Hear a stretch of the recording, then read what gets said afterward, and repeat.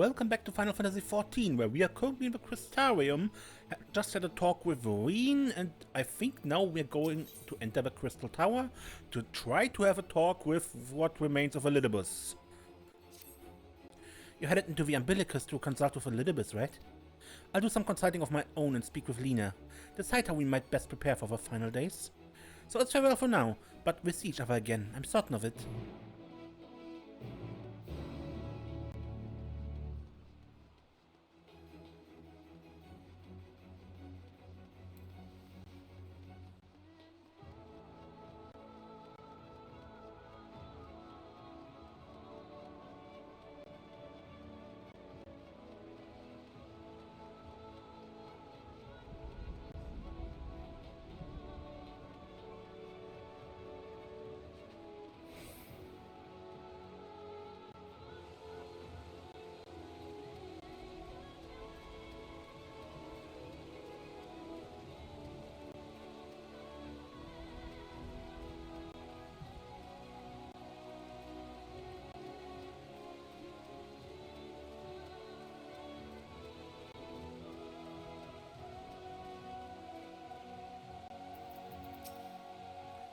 Mistress Desiree, welcome back.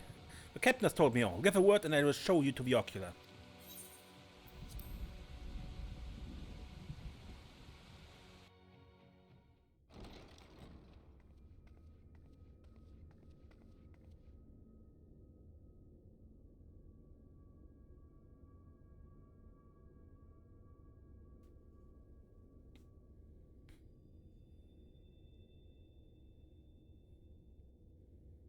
Yeah, a bit lonely here without any of them, right?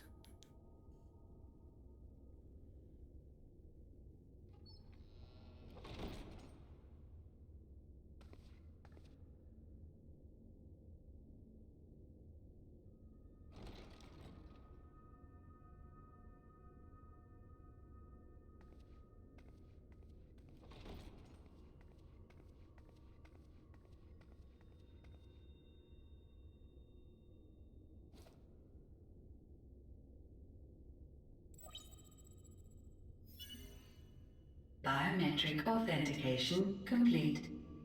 Please state your business. I'm looking for Elidibus. Acknowledged. Reinitializing Circus Tower systems. Searching for Elidibus entity.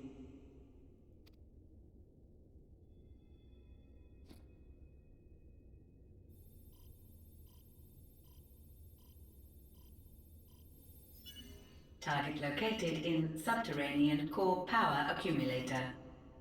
Projecting image.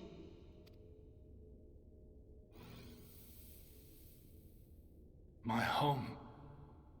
My friends. No more than a dream.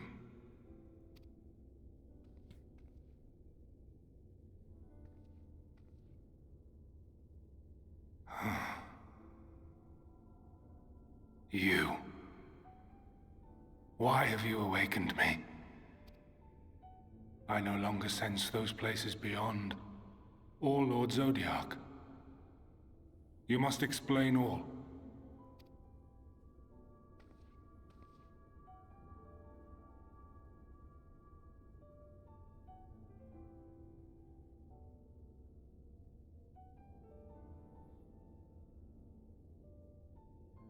So, he is fallen, and my brethren's souls returned to the star.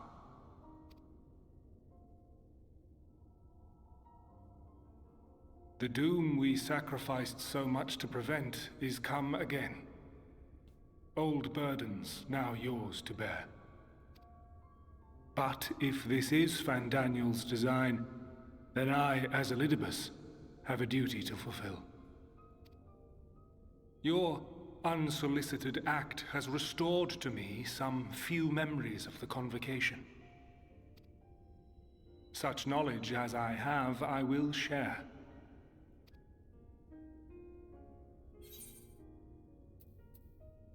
Thank you. I do this not for you. I merely perform my duty. as I have ever done. Where to begin? The end. Your understanding of what caused the final days is consistent with our own. The decay first took root where the currents were weakest. Yes, a conclusion drawn by him, Fandaniel. Not the him of here and now, but as I knew him, long, long ago. So it was Fandaniel who noticed that or came up with it or whatever. Having shed light upon the phenomenon, he dedicated himself to devising a countermeasure. Were it not for his knowledge of the celestial, we would never have made the connection, and thence forestalled the final days.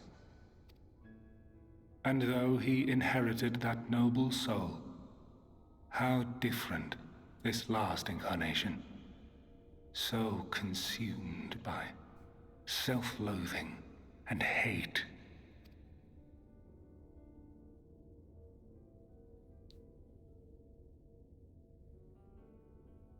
Elpis. Yes, the name is familiar to me. Yet I know it not as a flower, but a place. Okay. A testing facility for determining which of our creations were fit to be released into the world.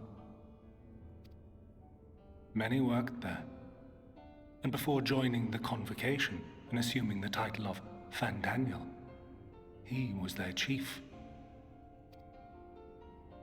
He was Hermes.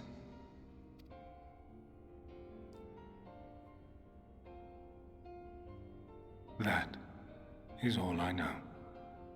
The crystals tell little of the lives the 14 led prior to their induction. Elpis itself would tell even less. Nary a ruin has survived.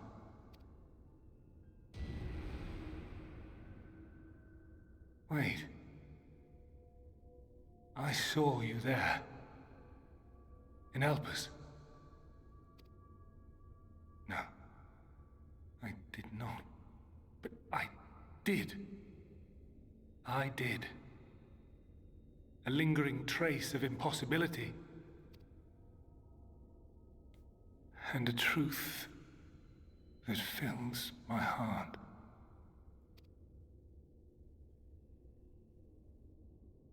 What? My memories remain clouded, I fear. However, they have revealed to me one possible course. You must travel to Elpis, to the time when Hermes served as its chief. What? In glimpsing the Exarch's memories, not only did I make his summoning magic mine own, I also mastered the workings of this tower, which, having absorbed my empowered essence, now harbors an abundance of energy. As such, I believe I can deliver you unto the past, unto that place and that precise moment. Given the eons that must be traversed, the gateway will not be fully formed. Your form will be less tangible still than those warriors of light I had summoned. In all likelihood, none will be able to see or hear you. Yet even should you manage to interact with others, you will be unable to effect meaningful change. For the reality you wish to save, the reality to which you must return, exists as a result of the final days. You cannot reshape the past to undo the tragedies of the present. Cannot unmake the sorrow and suffering fated to come. In full knowledge of this, will you still entrust your life to your foe and make the journey?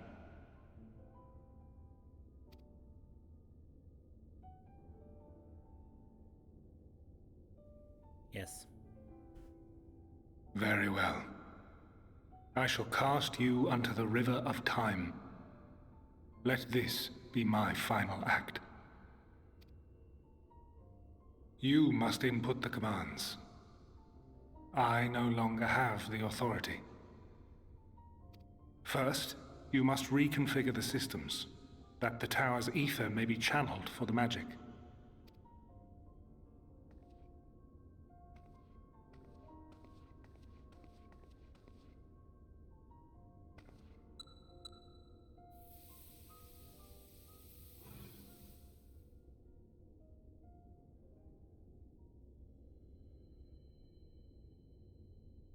The preparations are complete. The gateway will soon open. Return at once to the ocular.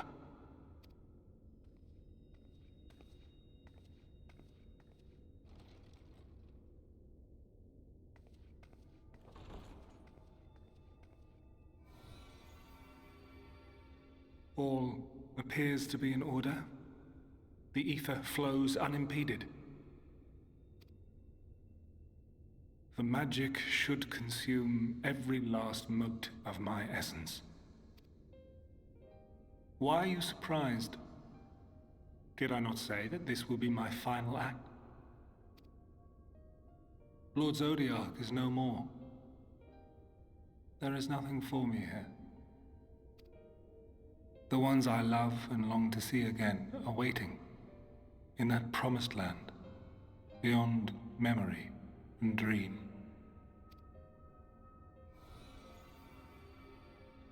Now go, warrior of light.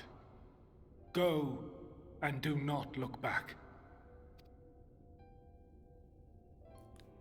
Well, let's just hope he isn't screwing us over.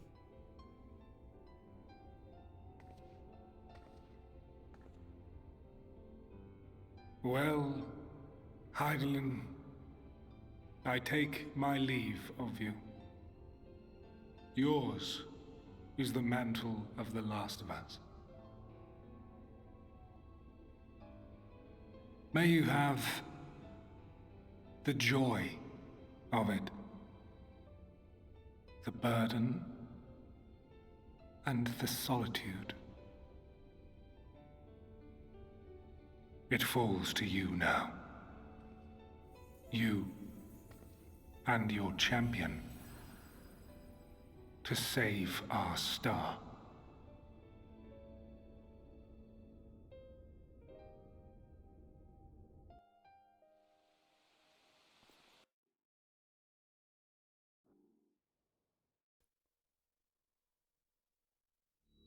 All right.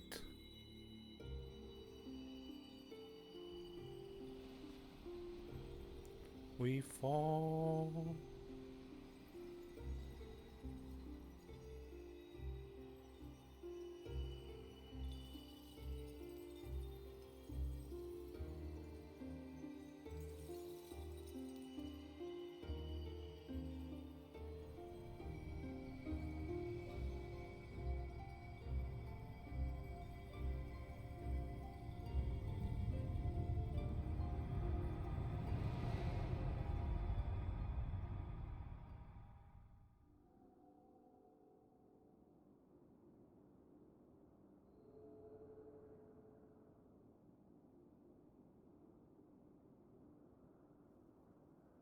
I'm a ghost.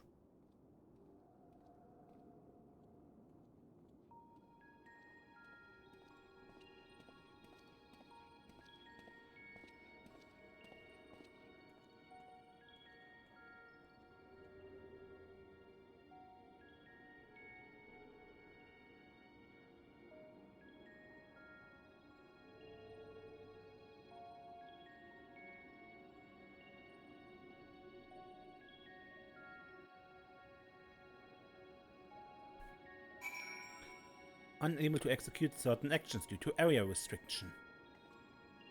Now, we could return if we wanted to.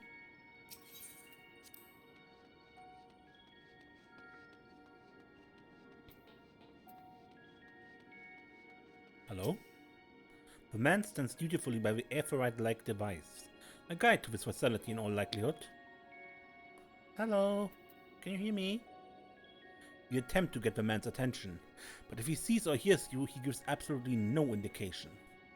As Elidibus warned, it appears your form is intangible.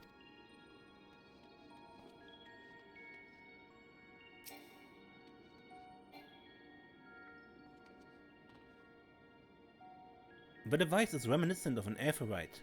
Perhaps it's possible to attune with it?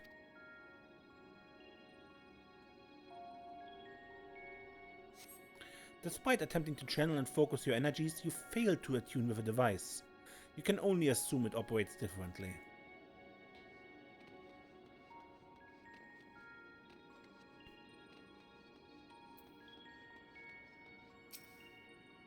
This is the right place, yes? Propylian?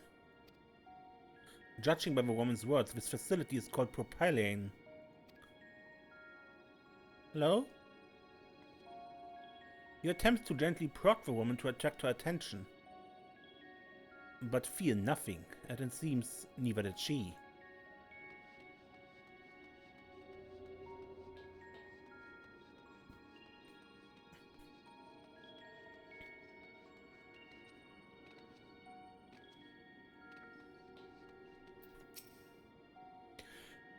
The remarkably large man wears a black robe and a half-mask, much like the phantoms you encountered in Mara Lamentorum and the recreated Amarot.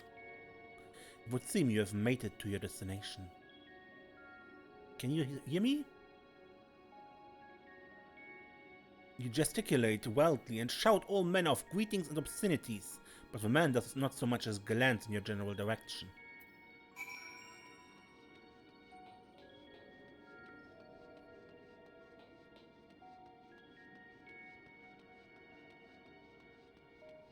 If I'm intangible, can I just walk through here? No.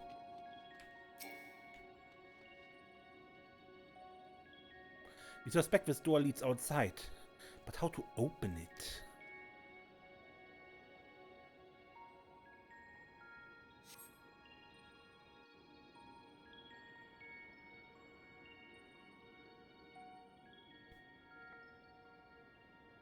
Come on, come on. And here we are, Elpis. Well, well, how rare to receive you in person. To what do we owe the honor? Oh, just a few odd tasks. We'll be here a while. You're welcome to stay as long as you see fit, of course. As a matter of procedure, however, I must ask that you kindly remove your masks.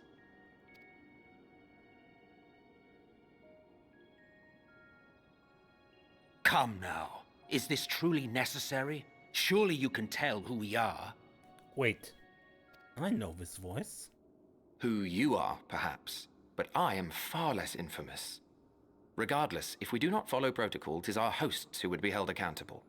So, please, do favor us with your handsome face.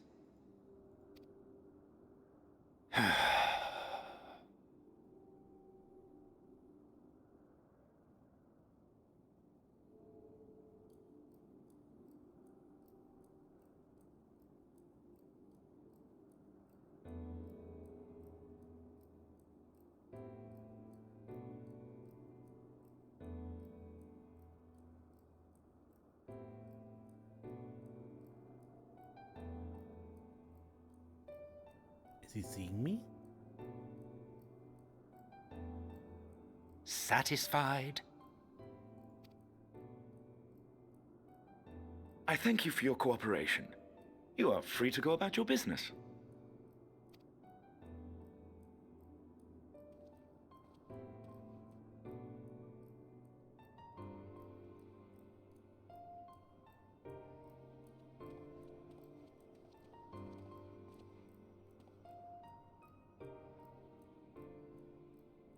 By the by, you see it too, yes?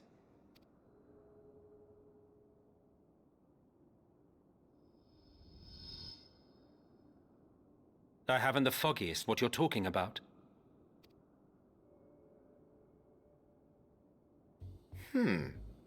That's odd.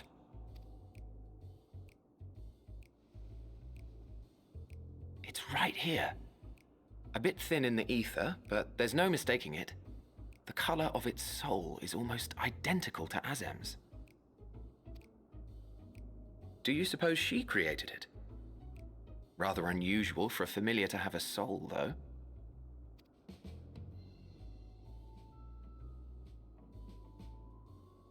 Don't ask me. All I know is that it's trouble. Doubly so if it's her spitting image. So let's leave it be. Come now. Hello, can you hear me? It's trying to say something, but it's literally too intangible to form words.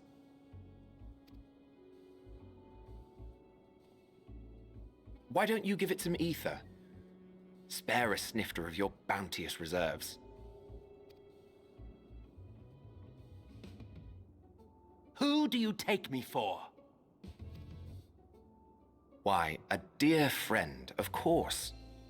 One who wouldn't let acts of kindness, such as my accompanying him on errands to far-flung outposts, go unrewarded.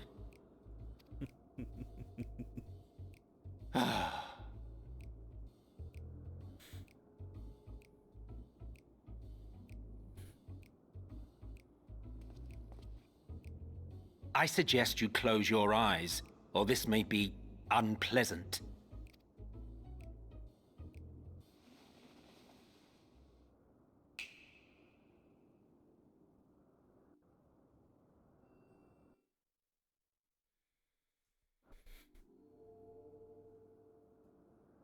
You may open your eyes.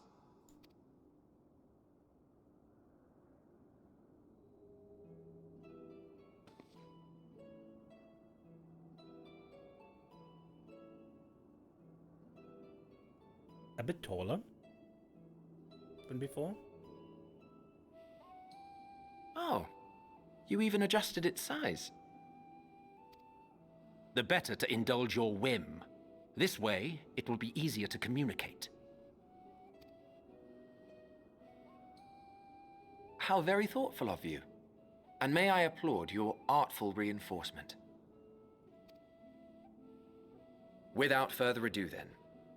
Greetings! I am Elidibus, Chief of the Bureau of the Architect. Sulking beside me is the most honorable Emmet Selk of the Convocation of 14. And how might we address you, my new friend? You may call me Desiree. A fine name. And I'm pleased to see you understand our words. So, tell us, whence have you come? The thinness of your essence suggests you weren't created here.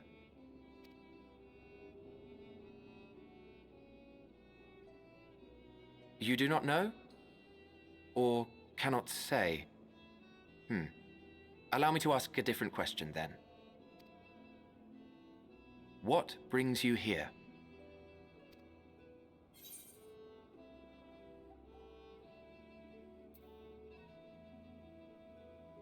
I seek a man named Tamis.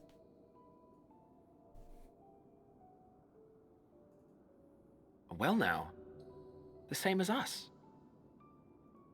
Perhaps Azim wished to come too, but had to settle for a familiar. If she truly wished to be here, then she would be. Right you are. My apologies if we've given offense. The two of us can discern the color of souls, you see, and yours happens to resemble that of a friend. And with your purpose matching our own besides, we jumped to a hasty conclusion. We are here to speak with Hermes, the chief overseer of this facility, which we also intend to tour in order to gain greater insight into the man's work. We, I say, though this is Emmet Selk's charge. I am here only to serve as his guide. And I should be happy to serve as yours as well, by way of an apology for the misunderstanding. Wait, are you suggesting that we bring it along on official business? This thing we know next to nothing about? If you harbor suspicions, better to keep it close than leave it to its own devices. Wouldn't you agree?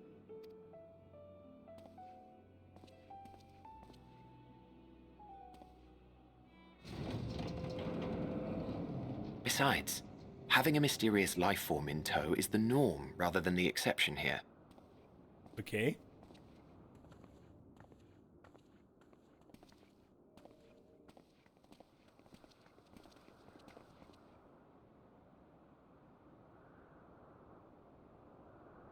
Welcome, my friends, to the testing ground of creation at Heaven's Edge, Elpis. The world unsundered. Elpis.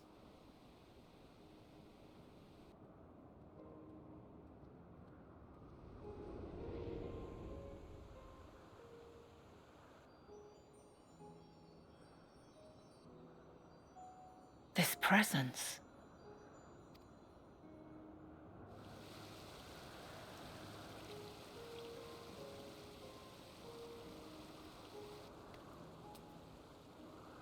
Hermes! Visitors! We have visitors!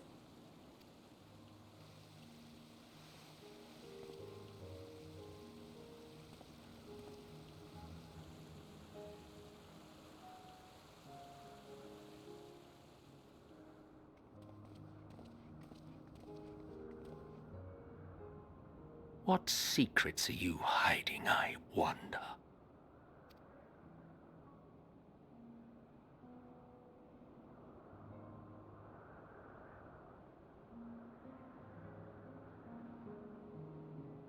Many, but I can't talk about them.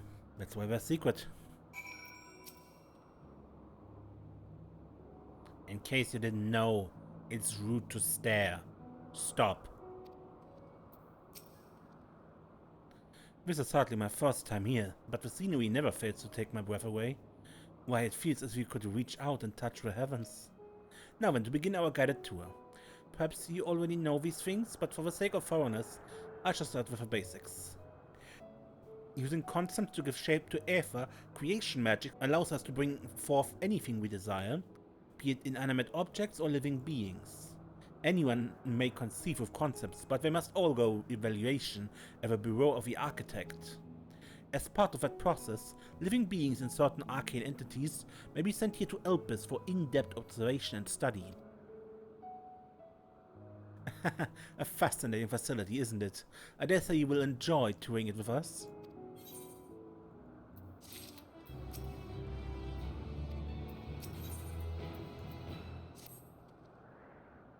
Now then, our friend Hermes. Aside from overseeing the facility, he also conducts his own research. Chances are he will be at the main observation hub, so let's seek him out there first. Attired as you are, however, you stand out a little too much. Our dearest MSQ wishes to keep a low profile for his errands, so... Do you know how to make a rope? The basic concept will do? No. In that case, MSQ? No. Your whim, your responsibility. You're not getting another thimble of aether out of me. The way he scrims sometimes, you'd think he wasn't a nigh bottomless font of magic. Very well, I shall make the rope, but perhaps you can assist. Come, let us search for the requisite materials.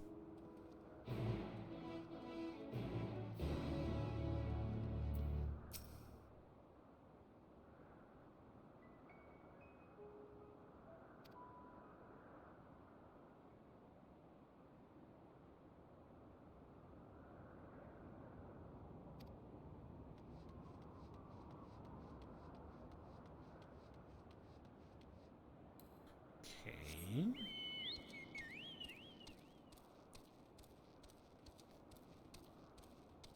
Options? They look scary.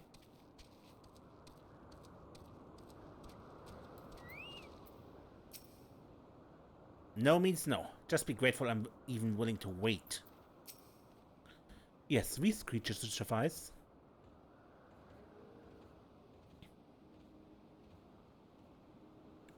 An etheric rope. I want you to use it to capture, shall we say, 2 Padaludae? There are 3 species here, I believe. Any 2 different kinds which should serve. Now, I should mention that the strength of a rope is tied, no pun intended, to the strength of a user. As your Aether is still thin compared to ours, you'll need to weaken the Pedaludi first. Good luck.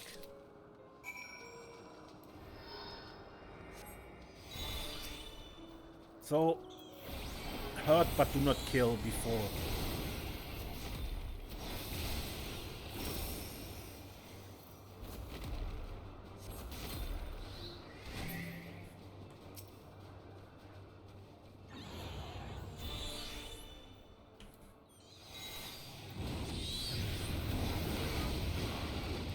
Ah! If we pulled the other one.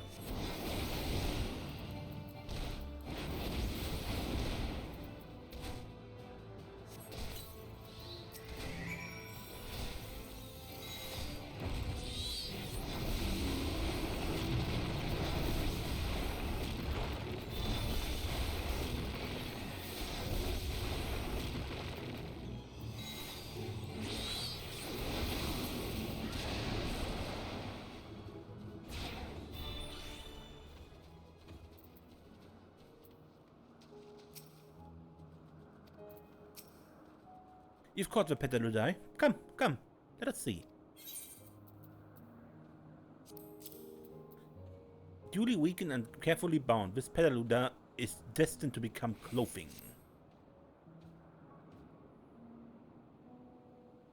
Yes, these fine fellows will do nicely. And now for a spot of reversion.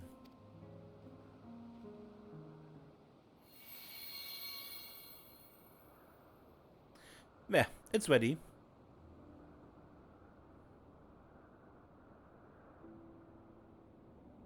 It's nothing fancy, but then we're trying to not stand out. Try it on for size. Won't someone be angry for using those creatures?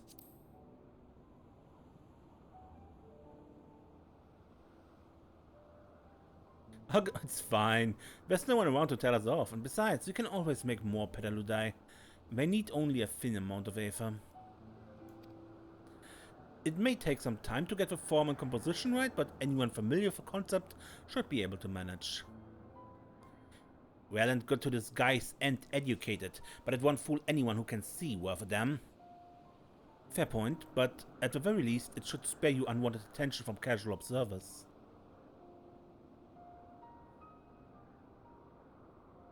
Emmett Sack speaks true. Even dressed like us, your unusual nature will be plain to those who think to look. Should someone question your presence, don't make up excuses, much less try to explain what you actually are. No, best to simply say that you're a familiar. The question is whose? Of course, Asms. If you say you belong to her, people will give you a benefit of a doubt for any and all outlandish behavior. Exploiting our associate's absence. For lack of a presence, absolutely. Were she here, she'd have been the first to propose the idea. And you know it.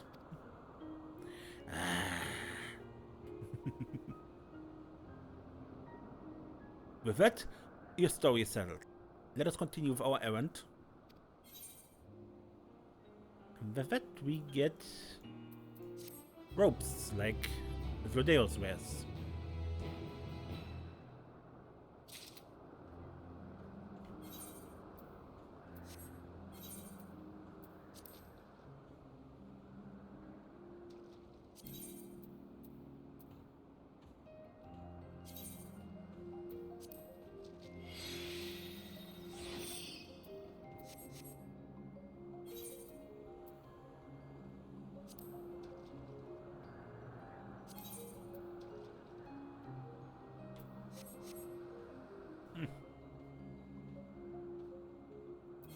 I mean, I could unequip them, but that's kind of not what you want, right?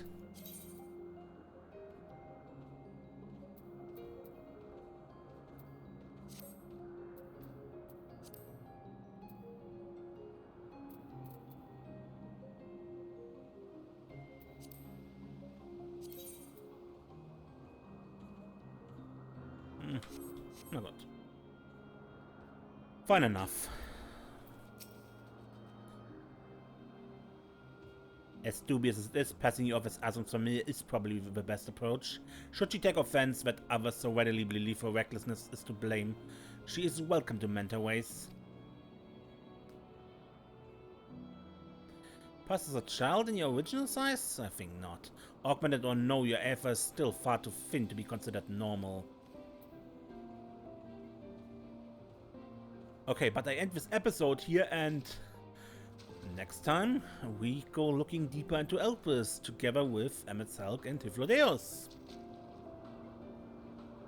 Until then, I'm Mace, and don't get lost.